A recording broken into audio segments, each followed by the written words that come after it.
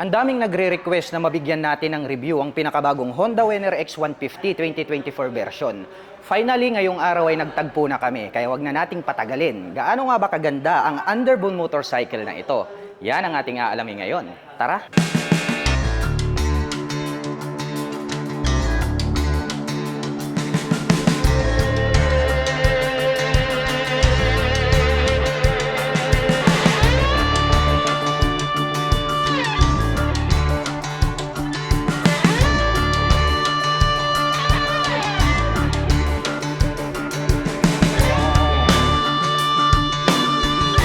Finally, nandirito na po ang inyong most requested na underbone motorcycle. Nasa harap na natin ang pinakabagong Honda Winner X Racing Edition. Mapunta na agad tayo rito sa kanyang body and design. Dito sa harap makikita natin na very sharp itong pagkaka-design nitong kanyang front face cover at naka B-shape design yan. At kapag ating tinitigan itong kanyang headlight, ayan very sharp yung edges, parang nanlilisik na mata ng pating. At napakaganda rin ng pagkakaposisyon nitong kanyang daytime running light. Nagkaroon po siya ng spike rito. Very aggressive talaga yung kanyang facial looks. At nagkaroon din po siya ng palikpik rito. Nagkaroon ng two-tone color combination. So nagkaroon po tayo rito ng glossy red along with matte black. At dito naman po sa taas may makikita tayo rito na lining ng blue. Ayan napakaganda ng color combination niya. And then ito pong kulay red na kanyang decal. At may nakasulat naman po rito na Winner X, which is black color naman along with white na X. At dito sa taas nagkaroon po siya rito ng butas. Ayan magkabila yan. Yan po yung kanyang windlet na kung saan ay pwedeng pumito kapag kayo ay tumatakbo ng mabilis. At nandito sa taas mayroon pong nakalagay rito na Honda decal po yan, white color. And then kulay black naman po ito na parang mga diamond design. And then B-shape design itong nandito sa gitna. And then napakalupit din ang pagkaka-design nitong kanyang handlebar cover. Ayan nagkaroon po siya ng smoke type dito na visor, nagkaroon ng deep lines, naka B-shape at nagkaroon po siya rito ng parang sapot ng gagamba na spider. And then talagang very attractive yung kanyang pagkaka-design Nagkaroon tayo dito ng glossy black along with matte black color. Well, mapunta naman po tayo rito sa kanyang side cover. Dito naka-emboss po itong kanyang turn signals. Ayan ang ganda rin po ng kanyang pagkaka-position rito. Parang nagkaroon ng mga spiral dito sa kanyang pagkaka-design. Kaya talagang maliwanag po itong kanyang turn signals. And then dito po sa kanyang side cover, nagkaroon ng partition dito sa gitna. Matte black po yan. So yung red color natin dito nangingibabaw. And then napakaganda ng color combination nitong kanyang decal. So nagkaroon po tayo dito ng palikpik. May butas rito. Pwedeng pumasok yung kamay natin Kasi nga po ito windlet yan. Pwedeng maglaro yung hangin. And then dito naman makikita natin sa decal niya is blue color. Nagkaroon po rito ng X. Kasi nga Winner X to May white tayo na lining. Nagkaroon ng sky blue. And then mayroon po ritong Honda logo na mayroong pakpak. At dito po sa kabila may makikita tayo rito na liquid cooled. So ang advantage po nitong ating underbone motorcycle is pwede po natin siyang ibabad maghapon magdamag. Dahil nga po ito ay naka liquid cooling system. Kaya saktong sakto pang joyride pang long rides. At dito katabi nito yung double overhead cam. Ayan, so DOHC. So napakalakas, very powerful po yung pagkaka-design nitong kanyang engine dahil nga po ito ay naka-dual overhead cam. Well, pagdating po sa akyatan, napakalakas nito. Lalong-lalo na pag may angkas ka, doon mo mapi-feel yung kanyang power. Kasi doon po naka-design yung kanyang pagka-dual overhead cam. Well, mapunta naman tayo dito sa ibaba. Napansin ko lang ang ganda rin ng pagkaka-design nitong kanyang engine protection cover, which is naka B-shape design siya rito. Nagkaroon po siya ng dalawang butas. May nakalagay po rito na Honda decal, napakalaki. So stock na po yan straight out from casa, hindi mo na kailangan mag-modify. So very attractive na po yung kanyang pagkaka-design. Well, dumako naman tayo rito sa kanyang fully digital meter panel. Very futuristic din yung pagkaka-design. Nagkaroon po siya ng hati rito sa gitna. And then ito po yung kanyang screen display. Napakahaba rin. At nandirito naman po yung kanyang mga signal light indicators or yung mga indicators. May 2 button selector tayo rito. Dito sa gitna nagkaroon po ng Honda logo. Nagkaroon ng two-tone color combination, matte black along with glossy black color. Pagdating naman po sa kanyang mga button, nandirito ang kanyang high beam and low beam. May pa-switch na rin po yan. Nasa gitna ang horn at ang kanyang turn signal selector. Nandirito naman po itong kanyang clutch dahil nga po ito ay isang manual transmission na motorcycle.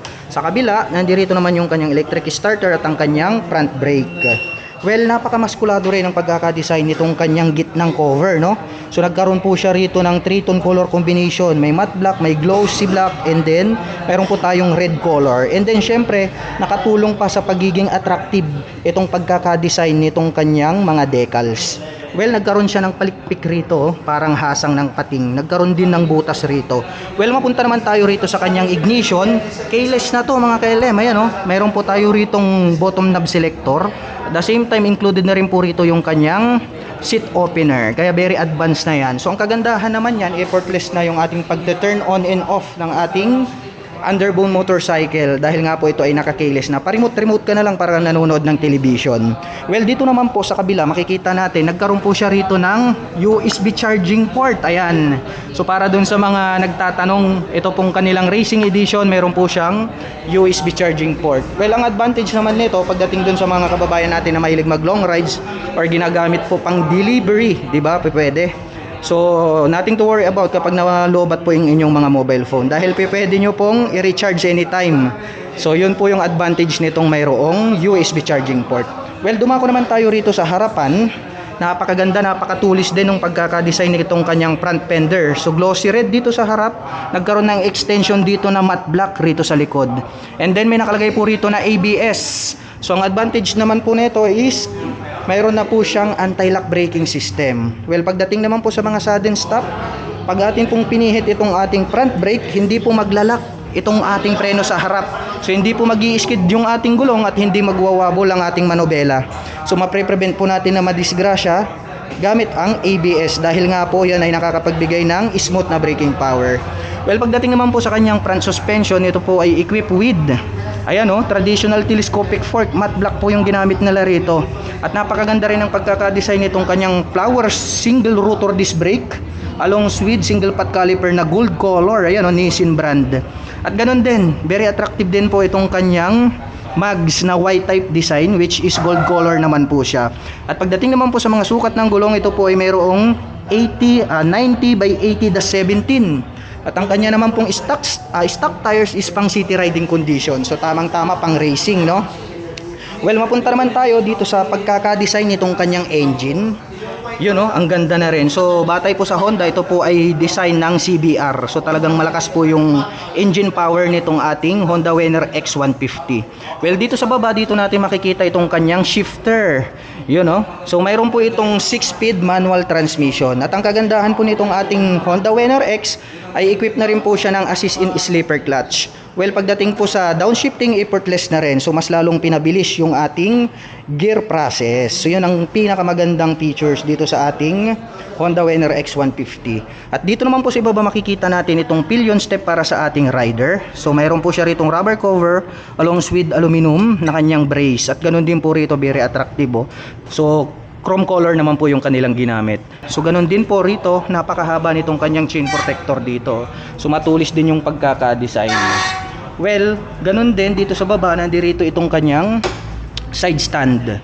And then ang kanyang center stand. Dito sa bandang itaas, nandirito naman po yung kanyang pillion step para sa ating back rider. So cast iron na po na silver yung kanilang ginamit. Kaya talagang durable and then very attractive. Sa kanya naman pong side cover, nagkaroon po siya rito ng 3-tone color combination. So meron po tayo ritong glossy black, glossy red along with matte black color. So very muscular naman yung pagkaka-design, no? May mga naka-emboss na part dito. And then meron po tayong lining ng blue, sky blue, white, black, and then white background. And then may nakalagay naman po rito na Winner X. Ayan, no, naka-emboss tong 3D emblem na to. So talagang very attractive siya, no? Parang premium na premium yung kanyang datingan.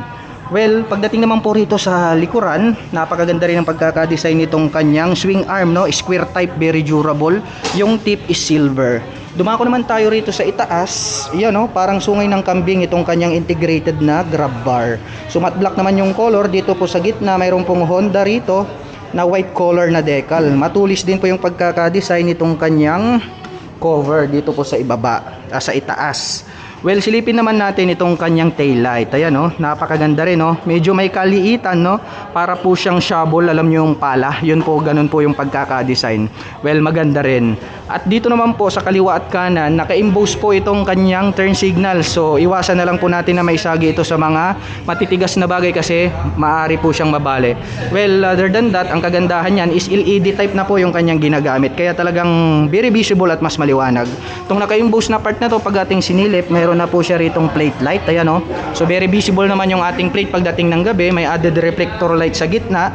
Itong kanyang rear fender, ito na rin po yung kanyang nagsisilbing plate holder. At pagdating naman po dito sa kanyang rear braking system, ito po ay equipped with single rotor disc brake na flower design along with single pot caliper na gold color Nissin brand. So ganun din yung color po ng kanyang single pot caliper is naka-combine po rito sa kanyang mags, kaya talagang very attractive. Gold color din po siya na Y design. At ang sukat po ng gulong dito sa likuran, ito po ay mayroong 120/70/17. Well, napakakapal na rin ng kanyang stock tires. Where kapag makapal po ang inyong gulong sa likuran ay nakakapagbigay po yan ng added stability in any road condition. Mapunta naman po tayo dito sa kanyang stock pipe. Yun, no? Very sporty rin yung kanyang design. So nagkaroon naman po tayo rito ng single color. So matte black po itong kanyang heat protection guard and then yung kanyang tip at ito pong kanyang stock pipe. Well, dito naman po sa ibaba makikita natin dito itong kanyang foot brake kasi nga po ito ay manual transmission na motorcycle. Kaya yung kanyang rear braking system ay nandirito po sa ibaba gamit ang foot brake. At mapunta naman po tayo sa pagkakadesign nitong kanyang upuan. So single color naman siya rito. So parang kulay gray naman to and then ito po is black. Pero pag ating tinignan is parang all black lang naman po siya. Kaya masasabi natin na single color po itong kanyang seat cover. Well, yung pagkakatahe durable naman mga kailem. So kitang-kita naman natin maganda rin yung kanyang pagkakatahe. Well, under the seat, dito po located itong kanyang fuel tank. Kaya, no? So, napakalapad din. Ang ganda na rin ng pagkakadesign ng kanyang fuel tank, no? Very flawless. Talagang malinis na malinis. At mayroon pa po tayo ritong maliit na storage na pwedeng paglagyan ng ating mga tools. At ang kagandahan po nitong ating Honda Winner X150 ay meron na po itong bank angle sensor na kung saan kapag nag-exceed ka po sa kanyang vertical limit ay magsha-shutdown yung kanyang engine. So hindi na po siya magbibigay ng power. Ang kagandahan nun ay maiiwasan po natin na masemplang ang ating scooter. So magandang features yan para po dun sa mga kababayan natin na mahilig mag-racing or bumangking-banking. So talagang very safe yung features na yan. At ang atin pong pinakabagong Honda Winner X150 ay meron pong 795mm na seat height.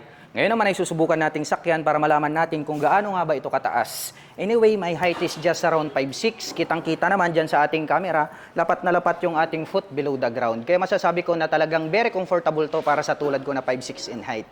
At para naman po dun sa mga kababayan natin na hindi naman masyadong katangkaran, nating to worry about. Dahil pwede po kayong mag-adjust ng inyong front at rear suspension. At pagdating naman po sa kanyang engine specifications, ang atin pong pinakabagong Honda Winner X ay meron pong 149 cubic centimeter engine displacement. Naka single cylinder dual overhead cam 4-stroke with 4 valve.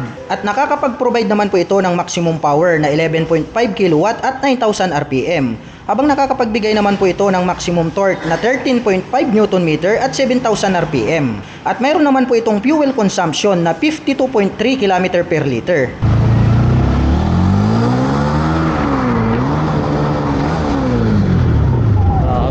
Halimaw. Ang ganda ng tunog, stock pipe mga KLM. Ang smooth din na itong ating front braking system kasi nga naka ABS to. Kahit pihitin natin, hindi talaga siya naglalak. May mga bumpy roads din dito. Ayan, oh. So, try natin. Wow. Ganda rin ng bouncing performance nitong kanyang stock na suspension. Bumpy roads naman tayo. Ayan, oh. Ang lambot na itong front brake natin mga KLM, oh. Oh, ganda rin ng front suspension. The best. And second try mo. Ngayon susubukan naman nating dumaan rito sa zigzag. Yun, oh. Zigzag naman tayo. Wow, napaka-smooth, man. Ganda, oh. Gamit na gamit dito yung bank. Best, ganda. Very flexible, no? Smooth na smooth pagdating sa mga bangkingan, no?